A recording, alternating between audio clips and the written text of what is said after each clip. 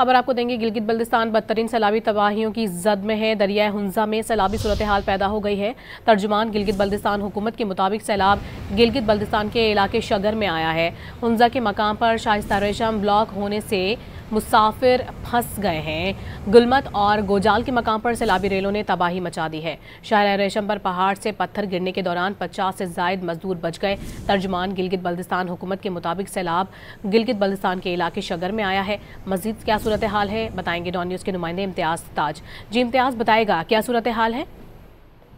कुछ देर पहले जो सैलाबी सूरत हाल है गिलगित बल्तिस्तान में वो गैर मामूली हद तक बढ़ गई है। जो हुकूमत है गिलगित बल्तिस्तान उसके तर्जुमान का कहना है कि दरियाए हुंजा है वहाँ पे गैर मामूली तोगयानी आने की वजह से जो आबादी है वो कट रही। उसके अलावा जितने रास्ते हैं और सड़कें हैं वो भी शदीद कटाव की जद में आ गए। इसी तरह जो गुलमत का इलाका है बलाई हुंजा का जो गाँव है वहाँ पे भी कुछ देर पहले एक खौफनाक किस्म का सैलाबी रेला आया है, जिसके नतीजे में एक होटल बहने के साथ साथ जो आसपास घर है उसको भी शदीद नुकसान पहुंचा है। इसी तरह बिजली के खंभे और टेलीफोन के खंभे भी सैलाबी पानी में बह गए हैं। इसी तरह अगर हम बल्तिस्तान डिवीजन की जिले श्रीनगर की बात करें तो वहाँ पे भी खौफनाक किस्म का एक सैलाबी रेला है, जिसके नतीजे में जो वहाँ पे दरख्त से फसलें थी वो तबाह हो गई। इसी तरह जो अवामी अमलाक है उनको भी शदीद नुकसान पहुंचा है।